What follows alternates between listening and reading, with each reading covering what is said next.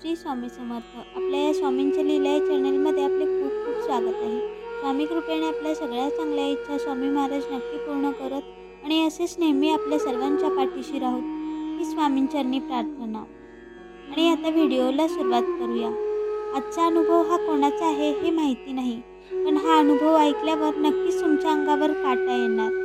त्यांच्याच भाषेतील हा अनुभव आज मी तुम्हाला सांगत आहे. नमस्कार मंडळी. माझ्या आजोबांनी मला सांगितलेली ही सत्य घटना आहे, जी त्यांच्या बाबतीत घडली होती. ती तुम्हाला सांगतो. म्हणजे गुरुचरित्र या ग्रंथाच्या पारायणाची किती थोर महती आहे ते आपल्याला कळेल. घटना जवळपास 35 ते 40 वर्ष जुनी असावी, कारण मी लहान असताना आजोबांनी मला ही सत्य घटना सांगितली होती. आम्ही त्यावेळी अहमदनगर येथे राहत होतो, जेथे जास्त करून जुने पुराणे वाडे होते. आम्ही ज्या वाड्यात राहत होतो त्याच्याजवळ एक जुनाट बंद पडलेला प्रशस्त वाडा होता. त्याच्या मधोमध एक भला मोठा पिंपळवृक्ष होता. तेथील मालक त्या वाड्यात राहत नव्हता आणि कोणी भाडेकरूही नव्हता. तसा तो वाडा भकास होता. याचे कारण म्हणजे तो वाडा पिशाच्च बाधित होता असे ऐकायला मिळत होते. त्या वाड्याचा मालक आजोबांचा मित्र होता.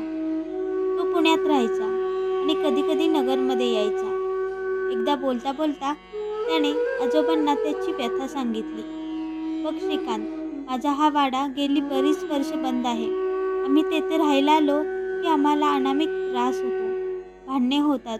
कधीकधी रात्री बेरात्री चित्रविचित्र आवाज ऐकू येतात. आमची काचावर धारण बसते. असे प्रकार असल्याने हा वाडा कोणी विकतही घेत नाही. तू काहीतरी उपाय असेल तर सांग. आजोबा म्हणाले, ठीक आहे, मी एकदा तिकडे चक्कर मारतो, मग तुला कळवतो. ठरल्याप्रमाणे आजोबा तेथे जाऊन आले. तिकडे काहीतरी अमानवी शक्ती आहे हे त्यांच्या लक्षात आले. त्यांनी त्या मित्राला बोलवून घेतले. तू तुझ्या वाड्याची चावी माझ्याकडे एक आठवडाभर ठेव. मला तिथे 7 दिवसाचे गुरुचरित्र पारायण करायचे आहे.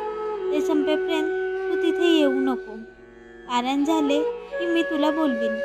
तू मला चावी दे आणि जा पुण्याला. आता मी बघतो समाचार. चावी देऊन तो मित्र निघून गेला.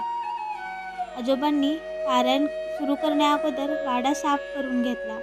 पारायण करण्याची जागा निवडली. तिथे गोमूत्र शिंपडून ती पवित्र करून घेतली. दुसऱ्या दिवशी सकाळी लवकर ते तिथे पारायणाला बसले. तुपाचे निरांजन, उदबत्ती आणि दत्त महाराजांचा फोटो ठेवून त्यांना वंदन करून आसनस्थ होऊन पारायण सुरू केले. पहिला दिवस पार पडला. दुसरा दिवस पार पडला. तिसऱ्या दिवशी पारायण सुरू असताना एक ब्राह्मण होता. त्यांनी जळजळीत नजरेने आजोबांकडे पाहिले आणि संतापून त्याच्यावर ओरडले, हे पारायण ताबडतोब थांबव. आम्ही या पिंपळाच्या झाडावर राहतो. आम्हाला अतिशय त्रास होत आहे. उद्या जर तू इथे दिसलास तर तुला ठार मारू. ते दोन्हीही ब्रह्मसंबंध होते हे आजोबांना कळले. त्यांनी त्या दोघांना ठणकावून सांगितले, मी हे पारायण पूर्ण केल्याशिवाय इथून जाणार नाही. तुम्हाला जे काही करायचे असेल ते करा. माझे महाराज माझ्या पाठीशी आहेत. तुम्ही येथून निघून जा. तरीही ते दोघे बराच वेळ नाना प्रकारच्या धमक्या देऊन आजोबांचे चित्त विचलित करून पारायणात विघ्न आणू पाहत होते. पण यामुळे जो विचलित होईल तो दत्तभक्त कसला. पारायण काळात प्रत्यक्ष महाराज बरोबर असताना भीतीचे काहीच कारण नाही. पण ही वेळ परीक्षेची असते. तुमचे धैर्य आणि दत्तप्रभूंवर असलेला तुमचा विश्वास किती दृढ आहे याची कसोटी लागते. इथे साधक खमक्या लागतो, नाहीतर खैर नाही. असो, 4थ्या दिवशीचे पारायण अर्ध्यावर आले असताना ते ब्रह्मसंबंध अक्राळ विक्राळ रूपात हजर झाले. तुला सांगितले होते ना काल परत येऊ नको म्हणून. आज तू जिवंत परत जाणार नाही याची आम्ही खात्री देतो. उठ आता जागेवरून. आजोबांनी त्यांना तेच उत्तर दिले, तुम्हाला जे वाटेल ते करा. महाराज आहेत, ते तुमचा समाचार बघतील. मला माझ्या जीवाची पर्वा नाही. आणि त्यांनी पुन्हा पारायणात पुढील अध्याय मोठ्याने वाचन सुरू केले. तक्षणी ते दोघे चडखडत तेथून अदृश्य झाले. 5व्या दिवशी पारायण सुरू असताना ते दोघे मनुष्य रूपात तेथून लांबवर बसून ते पारायण ऐकू लागले. आजोबा मोठ्याने वाचत होते. पण त्यांनी आता धमकी देणे वगैरे प्रकार बंद केले होते. 6व्या दिवशी पण ते दोघे दूर बसून पारायण ऐकत होते. आता काही धोका नव्हता. 7व्या दिवशी पारायण समाप्त झाले, उद्यापन झाले आणि ते दोघे आजोबांच्या जवळ आले आणि म्हणाले, धन्य आहेस तू. आमच्या धमक्यांना घाबरून पळून गेला नाहीस. नाहीतर आम्ही तुझा जीव घेतला असता. तुझ्यामुळे आमची या योनीतून सुटका झाली आहे. पाहिजे तो वर माग. आम्ही तुझी इच्छा पूर्ण करू. आजोबा म्हणाले, माझ्या पाठीशी महाराज असल्याने काही द्यायचे असेल तर मला तुमचा आशीर्वाद द्या आणि तुमच्या मार्गाला तुम्ही निघून जा. दोघांनी आशीर्वाद दिला, तुला तुझ्या आयुष्यात काही कमी पडणार नाही. आता आम्ही जातो. तक्षणी तो वाडा पिशाच्या बाधेतून मुक्त झाला. तिथे एक प्रकारचे चैतन्य नांदू लागले. झाला प्रकार आजोबांनी त्या मित्राला कळवल्यावर त्यालाही आनंद झाला.